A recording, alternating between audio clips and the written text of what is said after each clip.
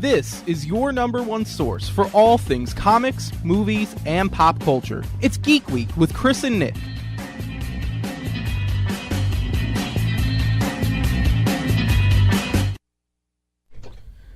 You're tuned into Geek Week. I'm Chris and Towie. And I'm Nick Rotundo.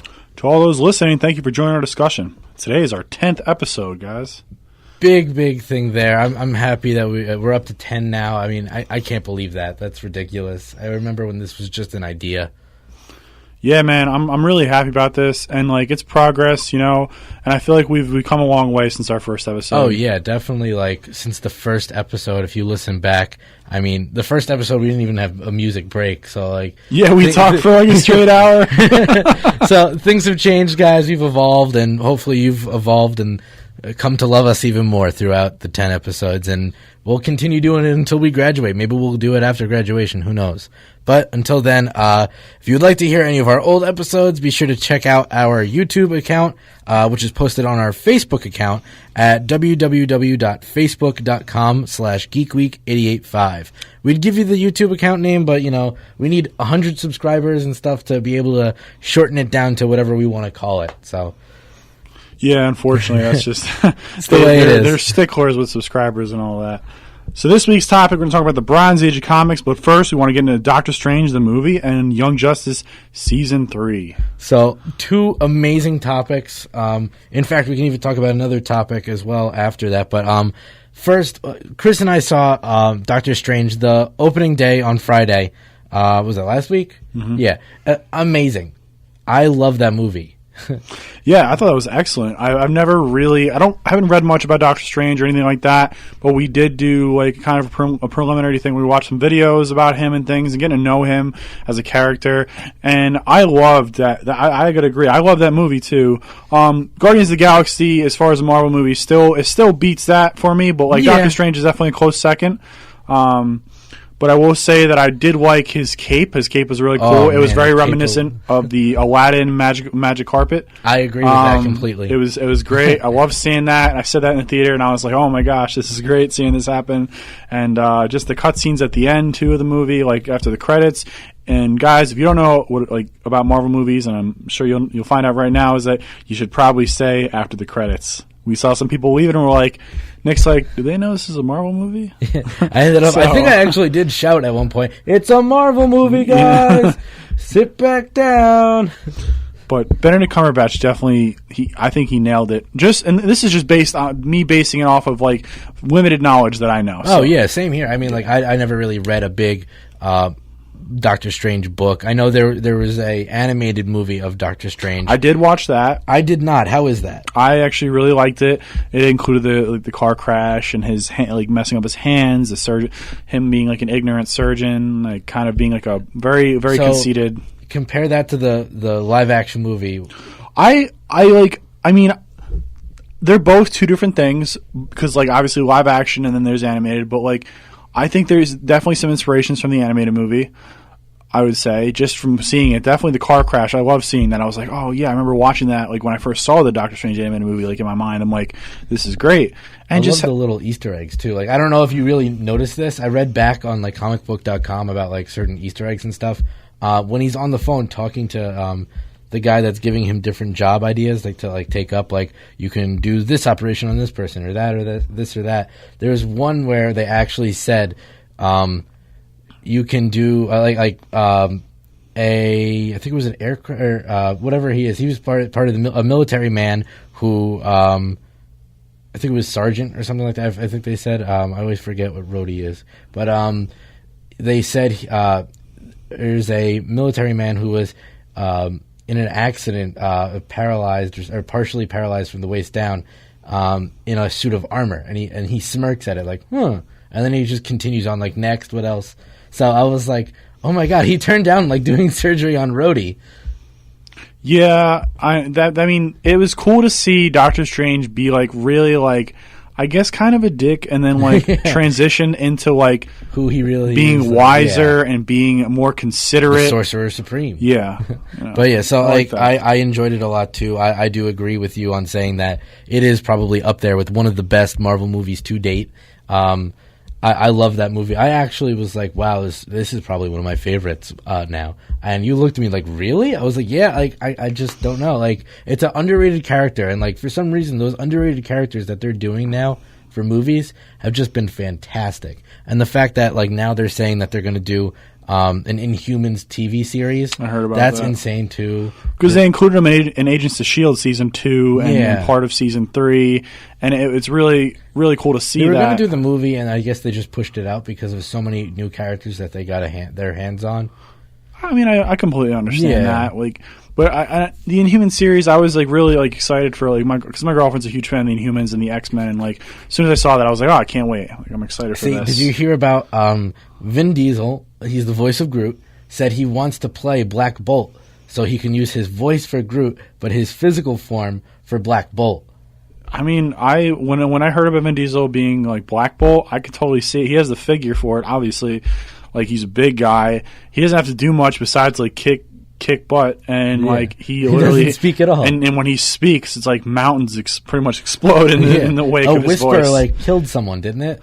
There was a scene in a comic where he like whispered and said his brother's name or someone, and blew off this guy's hands, like clean off his.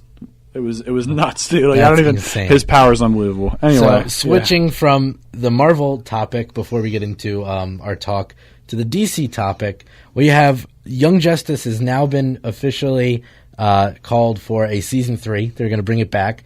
So happy about that. I talked to you, I think actually on the show I said I finished it, and I was so happy that I finished it. And so now I'm glad that they're actually doing a season 3. I believe it's gonna be on Netflix, right?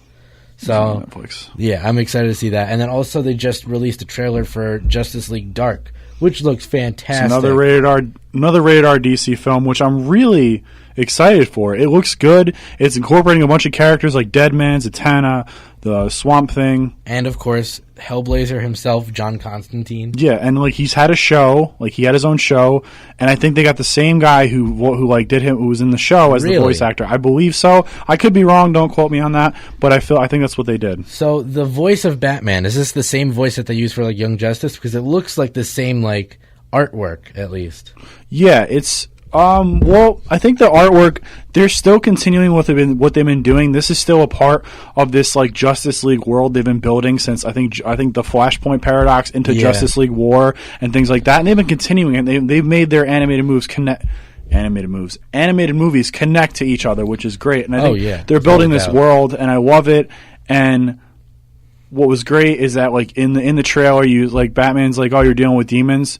I know who we have to call, John Constantine. And I was like, of course, Batman says it because, like, I love Batman. And then, of course, you see John Constantine go, Swamp Thing, and then he just appears. Swamp Thing sounds awesome and terrifying, and I'm excited to learn more about him and just see him in that movie alone. The only other person I could even picture of voicing Swamp Thing or even being Swamp Thing is Ron Perlman. I mean, Ron Perlman is terrifying. Like, he is Slade from Teen Titans, so I do agree with you there. I do like his voice. There's a petition to get him to play Swamp Thing in a live-action Justice League Dark. Hey, man, they could do it with the CGI and things they've been doing these days. I could totally see it happening. Like, and if Ron Perlman would be up to it, I would totally love that.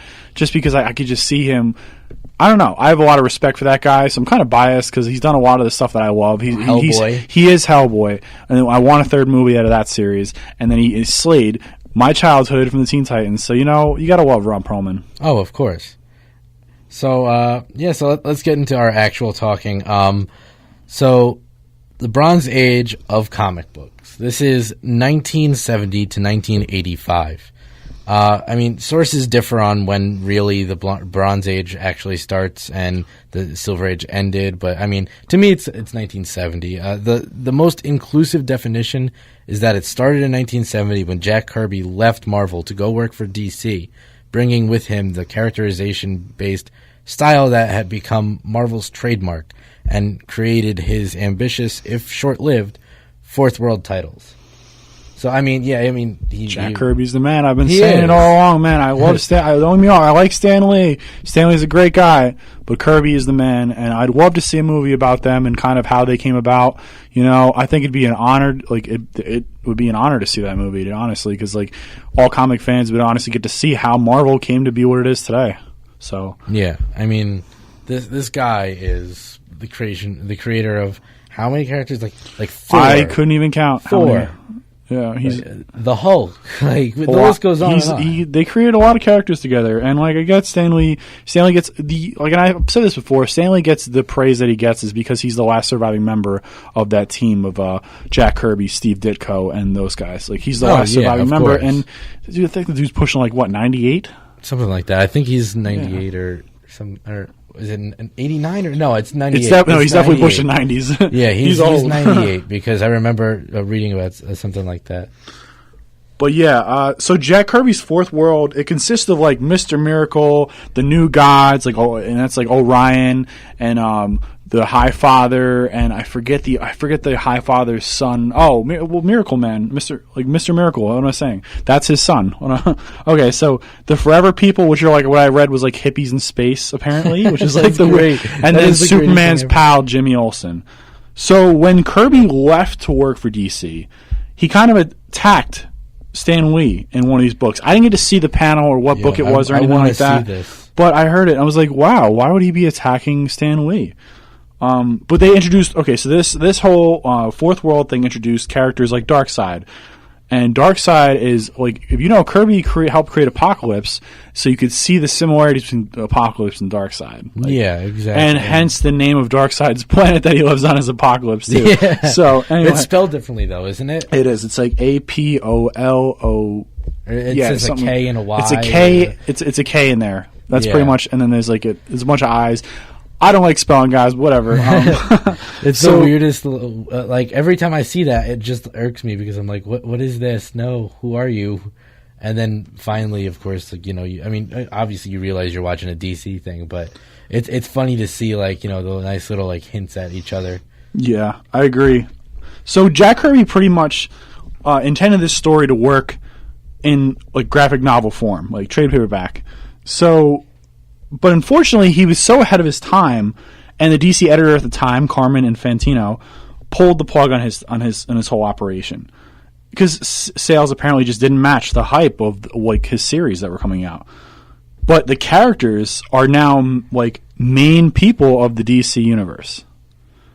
So I think that's great. Like Darkseid's still around. Oh yeah. You see stuff with Orion. You see stuff with Mr. Miracle, who was also with Big Barda. Though that like who is the guy that they brought in for Justice League that they're going to be has the villain?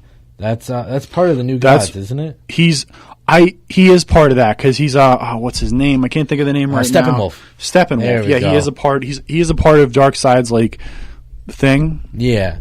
So, like, the whole thing with this, real quick, if you don't know the background, I'll give you, like, a quick minute background, is that there's a planet, it's like in half. One part of it is Apocalypse, and then one part's New Genesis. The High Father rules over New Genesis, and Darkseid obviously rules over Apocalypse. But eventually, the planet they could become separate because they don't agree with each other. They just want to be separated, and they just disagree on a lot. They trade sons, which I think is really cool. So, Darkseid's son is Orion, and then the High Father's son is Mr. Miracle. Well, they trade sons, so now Mr. Miracle with Darkseid and Orion's with High Father.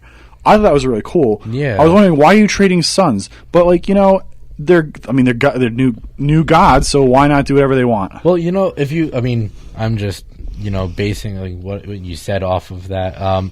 In my mind, if you think about like democracy, you have people who are against what you're thinking, and that's kind of a good thing. So having a father and son that butt heads or whatever, and in two different planets, like the same way, maybe hold some sort of balance. Yeah, that's what I'm thinking.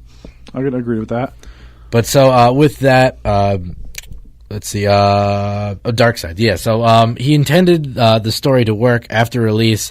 In what would, it's graphic novel stuff. I mean, so basically, the Bronze Age was the first attempt to bring like realism and adult issues to superhero comics, and this later transitions into the genre, which is called the Dark Age of comic books. Hence, books we love: Frank Miller's The Dark Knight Returns and Alan Moore's Watchmen. Two of both of our favorite graphic novels. And they're easily top graphic. I feel like Watchmen is still on the top 100 graphic novel list. Not sure about Dark Knight Returns, but I'm sure it's up there because it was great and it really defined Batman as a character. Grittier, older Batman. Yeah, I love that book. It's one of my favorite Batman titles ever. And so the Dark Age was like this gradual move towards like an older audience for comic books. And that's what I love, because I mean, like, look, nowadays it's still that. It's not just for kids anymore. Yeah, and you could have comic books for kids and comic books for adults, and like, that's better than just making all comic books for kids or all comic books for adults. This way you kind of reach out to diverse audiences, and you reach out to both the lower and higher forms of like audiences, I guess you could say. Yeah, and I mean, because of that, like, you have these books like The Dark Knight Returns, like The Watchmen, like there's, the list goes on and on. I mean, this stuff is not very, kid friendly. It's not. It's really not. I mean, well, you see one of the kids' favorite characters. I mean, like Green Arrow. I mean, spoiler alert, guys, but I mean, if you read The Dark Knight Returns, both parts, like Green Arrow loses a hand because Superman, from what we can tell, rips it off. I mean, I don't really know much about that. I know he's missing his arm. Yeah, I just never knew. It was hinted at that because he says like it's still cold, like they're still hunting me or whatever, and he says that I just want a little piece of him, just for old time's sake. So I took that as Superman took his arm because he didn't want to stop being a superhero. And I gotta say, like, my love for Dark Knight Returns increased when I saw Oliver in that film. I was like, awesome. So Batman and him are still friends, and they're still doing this thing, and they're like, it's like they're still like, they still want to keep the peace, and they're not with the government. They're like their own kind of like JL in a form, like their small little JL kind of thing. But yeah, so basically, the Bronze Age is underrepresented in the area of trade paperback and hardcover reprint collections. This age ended just about the time such collections and all that started happening, and they intended it to be of recent material. So the first graphic novels showed up, complete book-sized stories in a single volume, which the great Will Eisner set to work popularizing after he left the U.S. Army after decades of doing instructional comics. So like paperbacks didn't come about until like later after the Bronze Age, I feel. Yeah. I mean, I don't know. I mean, to me, there always are like the single issues, but like the whole graphic novels, it's cool to see finally people are getting like, oh, years ago my dad read this or whatever, and I can never, read it again because it's impossible to find these single issues. Single issues, but where trade paperbacks come along. Some may have out of print, but mostly anything you want to get in trade paperback, usually you can get at your local comic book store. So. Exactly. Before we get into some DC and Marvel Bronze Age talk, let's talk a little bit more about like just some overview of the Bronze Age. This is where sexuality really stressed and it started to appear more. Necklines came down, hemlines came up. That's basically like a good summary for it, Chris. But so like the press plate started to appear on female characters such as Red Sonja, while males like Conan the Barbarian, one of our buddy Dave's favorite characters, walked around with no shirt on.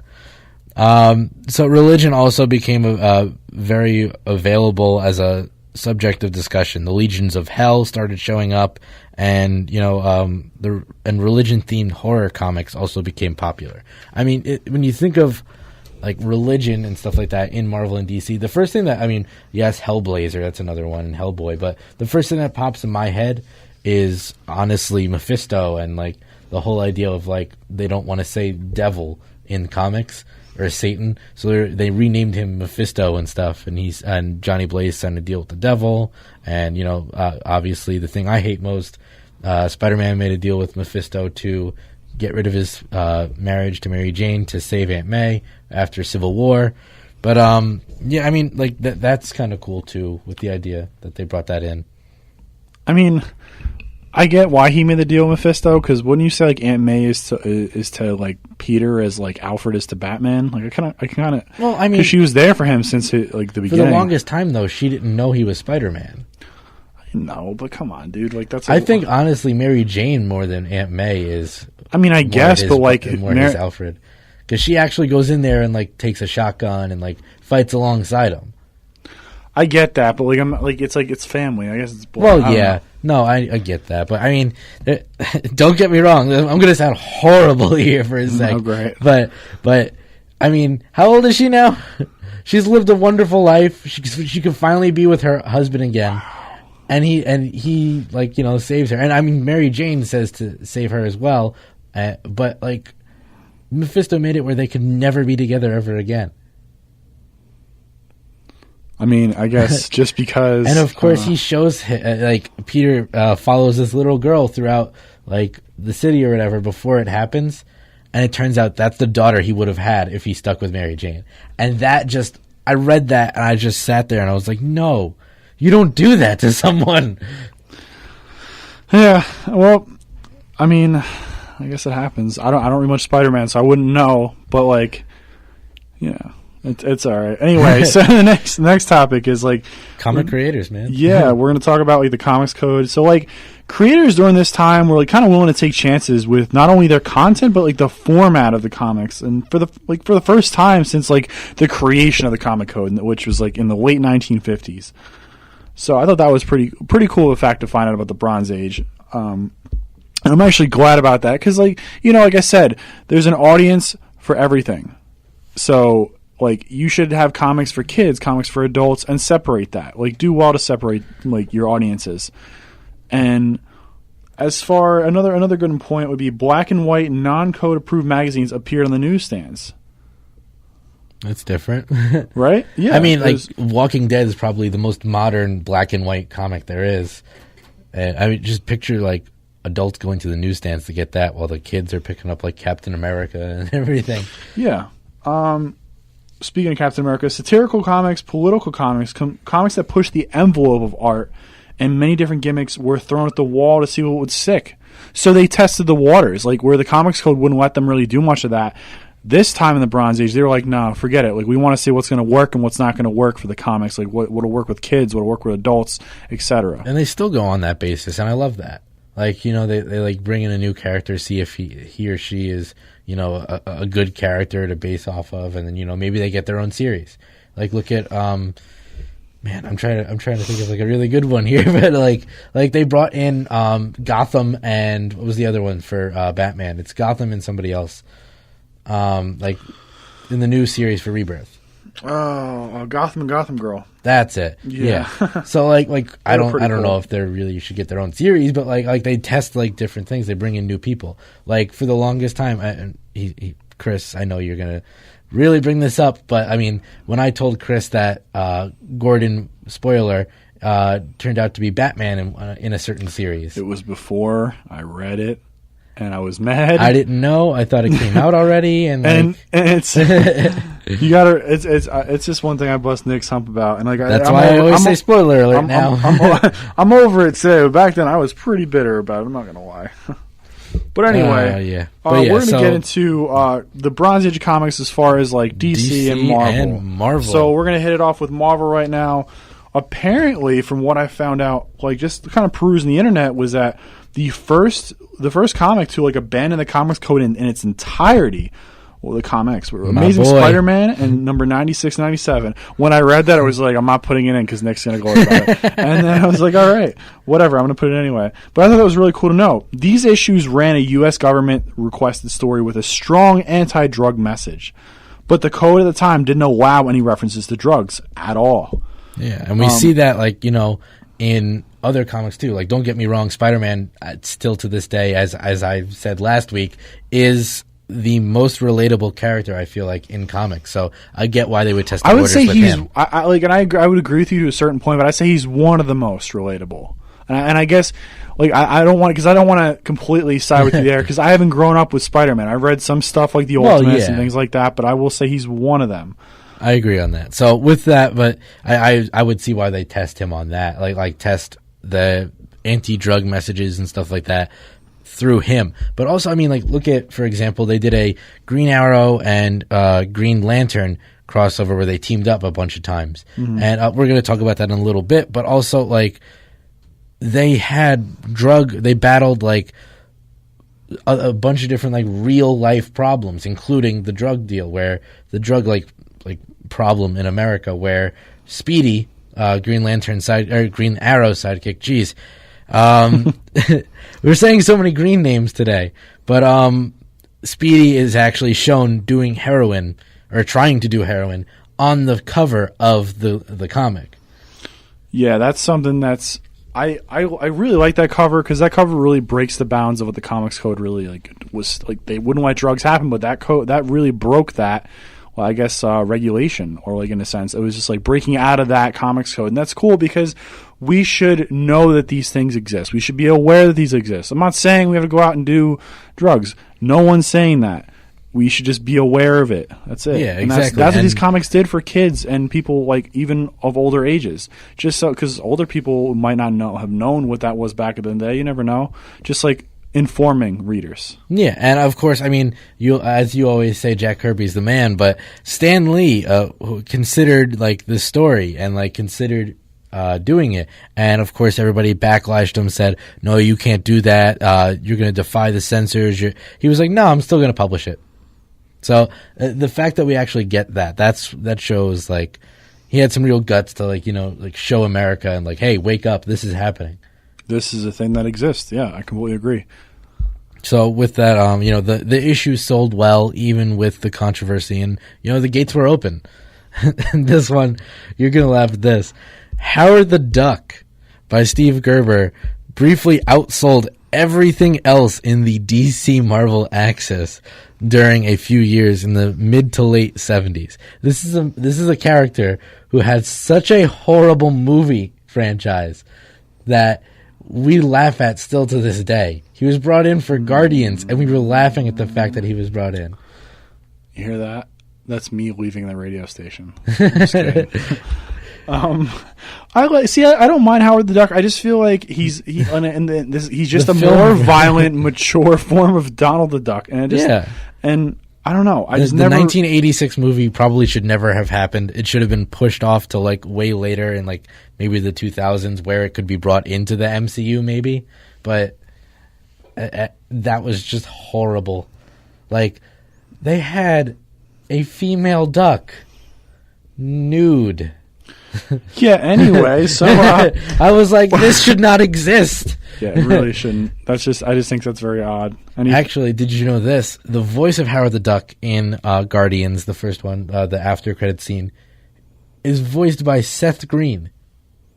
I can believe that. He does a lot of Robot Chicken stuff, yeah. So I could totally see. He created Robot Chicken. So, but I was like, yeah. Seth Green's in the Marvel Cinematic Universe. This is insane. This man, don't get me wrong. Kevin Conroy is one of the best Batman. Oh my god! What? I gotta say this out loud. Christina's texting me, and we're talking about Howard the Duck, and she's like, "You think he's a quack, Chris?" And I can't. I'm sorry. I had to laugh at that. I need to give her a little spotlight on air. But anyway, yeah, Howard the Duck. Seth Green, I think he's really funny. Robot Chicken's great. I laugh at that all the time. For better or for worse, Kevin Conroy is one of the best Batman voices to date. There are, of course, Keaton, there's Bale, there's all these other characters, all these other actors, I should say, that did the character so much justice. I have to admit, as much as it is a parody, Seth Green does a really good Batman. Yeah, if you're talking about for Robot Chicken, when he did the parody, the deep voice, he did it gritty. It's supposed to be a representation of Bale in a sense, but it's hilarious and I love it. Kevin Conroy said in a Comic-Con thing that he hated Christian Bale's Batman voice. I kind of agree with him on that. and I always said it sounds like he has laryngitis or something when he's he had throat cancer. Yeah, I just don't. Oh my god. Anyway, they made a joke about there was a parody on YouTube I saw where the Joker was like, "Do you have a piece of paper? Can you write down what you're saying? I don't understand what you're saying." But yeah, so one of my other favorite characters. Let's get into him now. So, during, this time, I feel most time, just from looking at the internet and stuff, I saw that there was, most prominently were, contemporary political issues appeared in comics for the first time since the Golden Age. And this is, I'm going to get into Captain America here because this is everybody's favorite political Boy Scout. Oh, yeah. He went up against the Secret Empire, which is a conspiracy to take over the United States government, whose leader was finally unmasked as a thinly veiled version of then-President Richard Nixon. You were talking silhouette. You could see the chin, you could see the jawline, you could see the nose. You knew it was Nixon. And the worst part, and this is for those of you who are listening, he and I'm sorry to say this, but he then committed suicide in front of the superhero, which is crazy. In the book. Well, yeah, obviously. So this shook Cap so badly that he abandoned his hero identity, taking on a name of Nomad and a costume. That costume, all is black, deep V. I don't even understand. I don't know why. I would have taken anything else besides like that. Like, oh, let's reveal is like the only thing I can compare that to is when in the Dark Knight Returns, where the animated movie and the comic, where Clark shows up with Bruce, and they have the deep V, with the deep V and the eagle on his arm. Yeah, you couldn't get any more America Boy Scout there like that. Oh gosh. But yeah, no, I have to admit, I appreciate the idea of like having Cap, turn away from the shield, put the shield down, and becoming someone else, being Nomad, because he has no homeland because of what was going on with the Secret Empire. He became a nomad, which I love the idea behind. The idea was cool. The costume could have been developed better. Well, yeah. And that's what happens back then. Maybe that was like that deep V with Cap was like a way of saying, "Hey, you guys over-sexualize women, so now we're going to over-sexualize Captain America. What do you think of that?" And like that's pretty much what happened. But yeah, of course, eventually, Cap became Captain America again. He before completely supporting America, he always still had his doubts, which is honestly shown in the MCU as well now. But he picked up the red, white, and blue again. I'm glad about that. And then, in fact, during way later, he became even president. So, I mean, that's awesome. But, I mean, I think what they should do in Infinity War or at some point when they bring him back, I think Black Panther comes before Infinity War, right? I don't know for sure. I don't know the list. I forget, but whenever he shows back up, whether if it's a after credits in Black Panther or it's in Infinity War, I think Stark or somebody needs to reach out to Cap and use like a code name Nomad towards. Hey man, that'd be a cool nod to them. I could totally see. Because he drops the shield. So very true. I totally agree with you. That'd be really cool just to see those kind of cameos and nods to the older comics. It's always cool to see. Well, yeah, I love that. But so with that, the traditional Silver Age goofiness, besides the deep V, it disappeared, leading to occasional moments of mood whiplash. Never entirely disappeared, I should say. But, it led to occasional moments of mood whiplash, as they say, where Wolverine was even having a conversation with a leprechaun. A leprechaun, Chris. Or, the occasional after-comic ad sponsored by Hostess. Who doesn't love the Hulk saying... Wolverine is really short, and talking to Leprechaun it probably looked really funny to some people, because people don't understand that, like, just watching the movies, that Hugh Jackman is really tall for Wolverine. Oh, Wolverine's yeah. supposed to be like a short... He's supposed to be, I think, 5'8", 5'9". I'm 5'6". Like really, really short, but like 350 pounds. So just imagine that coming at you. Like, well, they actually originally were going to go with Danny DeVito to play Wolverine. Yeah, and then they went with someone else too, and then he turned it down, and they went to Hugh Jackman. Well, I'm glad they chose Hugh Jackman, because Danny DeVito Wolverine would have probably crippled me a little bit. Anyway, hashtag Tom Hardy Wolverine MCU.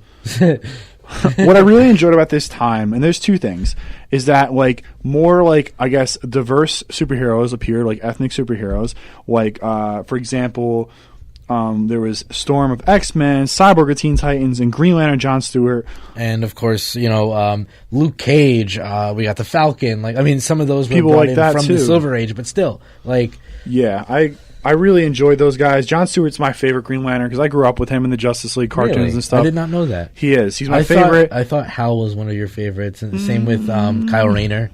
Not really. I don't know. I'm not really I like the fact that John is a Marine. He has respect. And honestly, he really serves the league well. I really think John should get his own series, and I've always wanted one. I don't know if they've done it. They might have done it before. But even Storm from X-Men is really cool. Black Panther obviously is awesome. Cyborg is fantastic. Yeah. Oh yeah, we all love Cyborg. And so let's be honest here. So the actor that's going to portray Cyborg, I think he's going to do a great job. They're making him a kid, which they should. Or at least a teenager, because he's supposed to be a Teen Titan that becomes the youngest member of the Justice League. So I'm glad they're bringing that in. But, I am so excited to see who they're going to cast as Jon Stewart for the Green Lantern Corps movie. They Okay, so me and my buddy Benny said, and I know he's under contract with Marvel, but I would love him to do it.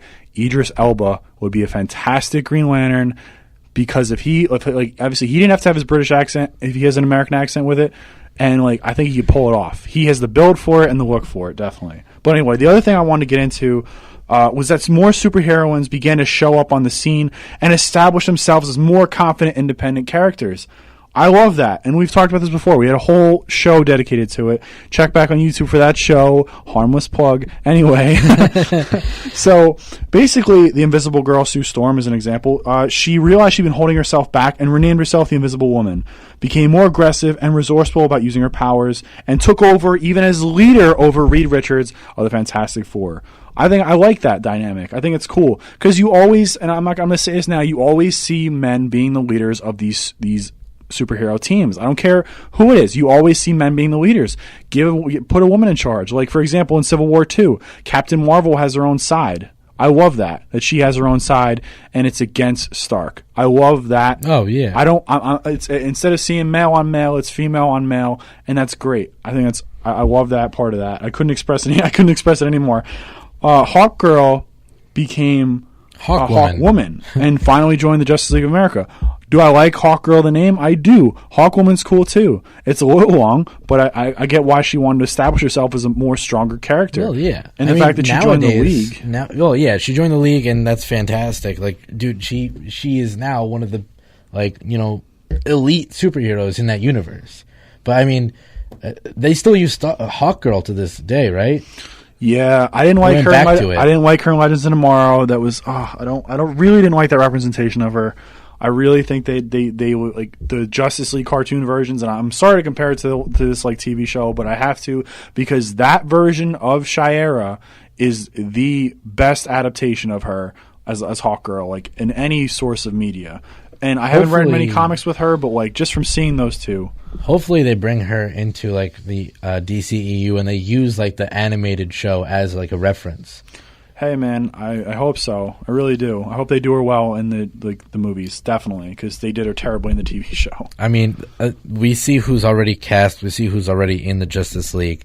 We were talking about this the thing I'm most excited about is the Green Lantern. I want to see who gets cast as Green Lantern. Maybe they bring in Martian Manhunter as well. I know he's one of the original league members. You were talking about that. Martian Manhunter needs to be in the movie. Yes. They can't just discount him out. Please don't. Well, they say Unite the Seven, and I think that should be Martian Manhunter. I think it would be cool to have him just appear in the movie once in a scene and then let you think more about it. Or what about because Steppenwolf is coming in from the Justice from space for the Justice League movie, it brings about Martian Manhunter coming down, and John Jones comes down and says, "Call me John Jones. I'm the Martian Manhunter." Yeah, I would love to see that. Martian Manhunter is really underrated, and I don't know. I just want to see more underrated characters get more spotlight. I guess. I mean, for me, yes, you said he's one of your favorite Green Lanterns. I think Jon Stewart does need to be put in because if you think of the first thing you think of Green Lantern is if you're not a big comic book fan, is that movie. So everybody knows about Hal Jordan already. I would love to see someone get cast as Hal Jordan. He's going to at some point, but when they do the Green Lantern Corps movie, I think they said it was going to be Hal Jordan, Jon Stewart, and either Kyle Rayner or Guy Gardner. And I think for Jon Stewart, I would love to see Tyrese Gibson from Fast and Furious. See, he's too funny, man. He's such a jokester. I think he'd be good with it. Jon Stewart isn't like a he's joker. He's done serious movies though. Tyrese Gibson has done serious movies. I know he has. I just see him as this loudmouth person in the league. Well, yeah. You gotta respect me, man. I got the ring, kind of thing. That's I feel like that's what he would be like. I don't want to see that. That'd be more of a Guy Gardner type thing. I know, but okay. He might. I know. Yeah, I don't know. I just think that, or a lot of people surprisingly were pushing for Kevin Hart to play Jon Stewart. All right, I'm done. We're going to the next I read that. I don't know. There's no way I could ever see Kevin Hart being Green Lantern. I was rooting for Chris Pine. I was rooting for Chris Pine to be Hal Jordan until he got announced as Wonder Woman's, lover from World War I or whatever.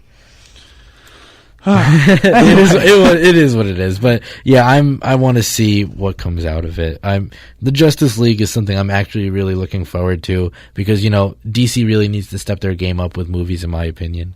I want to see it do well, and I'm a Marvel fan saying I want to see it do well. Yeah. Well, I mean, for example, in the Bronze Age, this would be cool to see at some point, in the movies even, Superman briefly lost his vulnerability to kryptonite.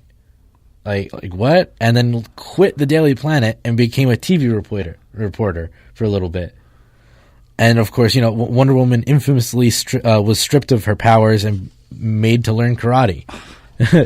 It's weird to see this stuff. I mean, I don't know what Jack Kirby, or even if it was Jack Kirby at the time, but I don't know what they were thinking. Because, I mean, you see these characters. I mean, Jack Kirby brought to Marvel this idea of the sophistication of, characters, giving them really deep backstories with, pain, and, you learn from that. And then this happens. But I don't know. I mean, Captain Marvel, we talked about this in the Golden Age, how he was such a big deal in DC because of the whole idea of Marvel and DC. He's called Captain Marvel. They have a Captain Marvel in DC, in Marvel. They had to rename him. So because of that, they trademarked his, his catchphrase. And, well, his whole, his whole comic book was called his magic word, which was Shazam. Yeah, I mean, I like the name Shazam. I do like Captain Marvel, but I understand why DC had to do it. Well, yeah, I mean, even Young Justice, I believe they call him Captain Marvel, right? I don't remember exactly. I do remember, obviously, I remember Billy Batson saying Shazam and everything. I know they might. I can't remember off the top of my head because I think they do call him Captain Marvel. They might say Captain. They might call him Captain. But I don't think they say. I think they said Captain Marvel. Hey, I don't know. Maybe. But either way. Season 3, I think it'd be cool if he was just like, you know what, call me Shazam. I mean, hey, it'd be definitely a step in the right direction. Yeah. I don't know. I'm excited for Season 3 either way, whatever they do with it. It's just as long as Nightwing stays Nightwing and, I want them to bring back Nightwing. That was my favorite character in the series. What did they do with Nightwing? What actually happened to him? I think at the end he ended up being co-leader with Aqualad, didn't he? I do like Nightwing though. I gotta agree. And the one thing I don't want to see is them decide to change his suit and make it the new 52 where he's get the red. They're not, because they brought Rebirth back and he's a blue suit. They're not doing it. I'm telling you. All right. Anyway, so next topic, the Dark Phoenix saga. Chris Claremont, John Byrne. This deserves a special mention in the Bronze, because it was an epic storyline in the Bronze Age, and not only put a female character in a tragic hero role, but ended with a well-established superhero killed off. For real. Yeah. And just as unprecedented, her death was not immediately forgotten, but it continued to affect the characters who had known her. It wasn't Jean's dead. Well, I guess we'll be over tomorrow. No, it carried on and you saw it affect each of the characters. I mean, the infamous love triangle of Jean Grey, Wolverine, and Cyclops. So I mean, that affected both of them. Yeah, I mean, I like what they.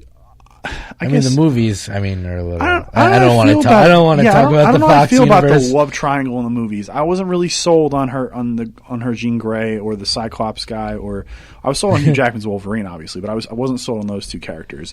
But in the new X-Men movie, I was definitely sold on the younger ones. Oh yeah, I still to this day. I mean, I love that movie. That movie was pretty good. I enjoyed it, but I feel like they really just brought in how she learned to deal with Phoenix and to actually bring it out and finish using it so fast.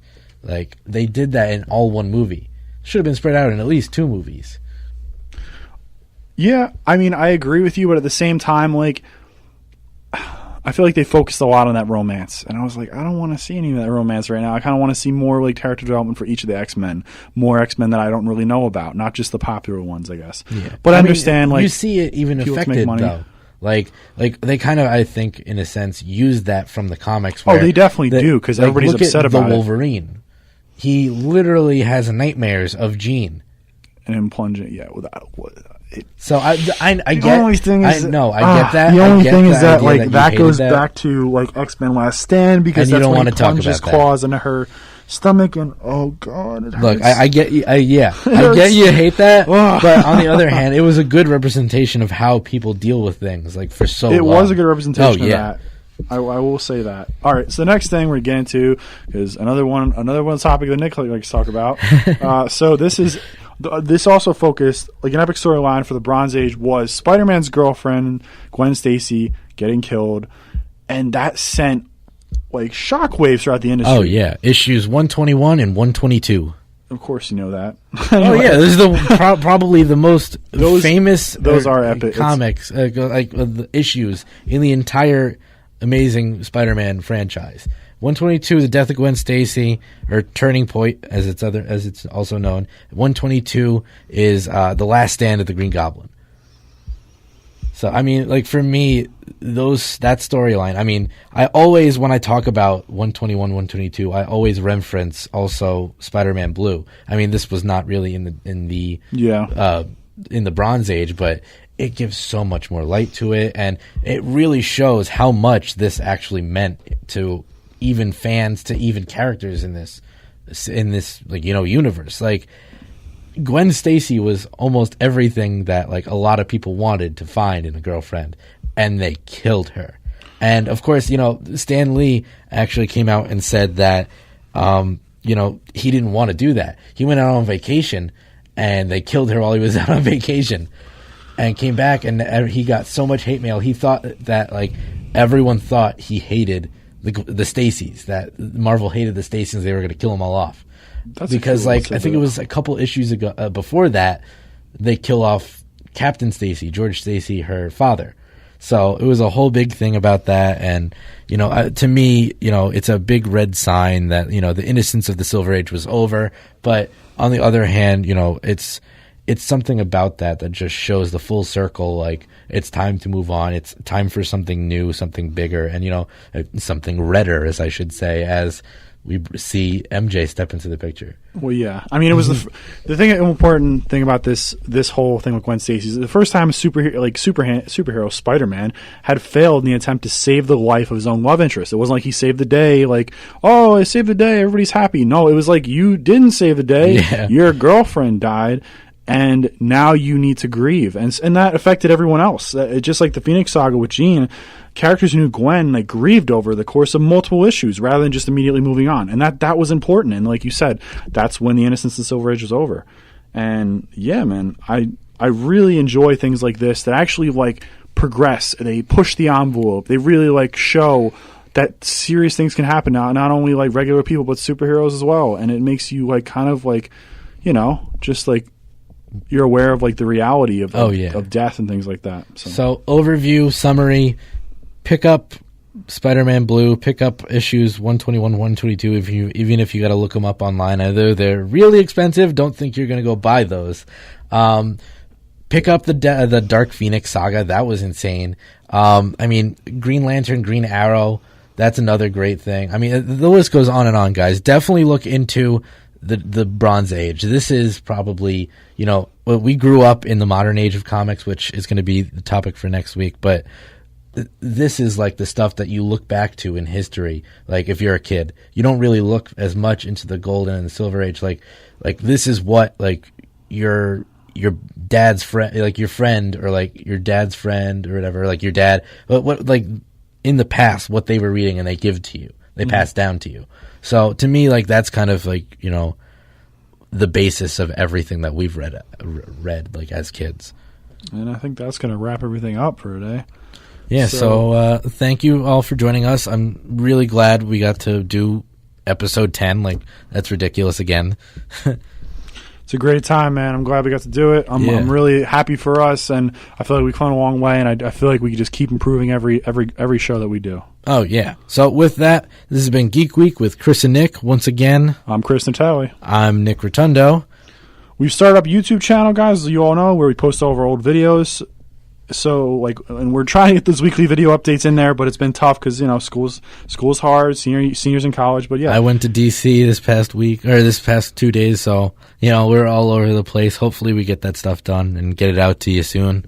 Yeah, if not, next semester, we always have another go at it. Exactly. So, since we'll be posting our shows under our YouTube account, be sure to subscribe, share with all your friends and family. Our YouTube account has been shared with our Facebook page, so be sure to like us on Facebook, www.facebook.com/geekweek885. Tune in next week to hear us talk about the modern, dark, iron age of comic books. So many names there. That was Geek Week with Chris and Nick. Be sure to tune in next week at 6 p.m.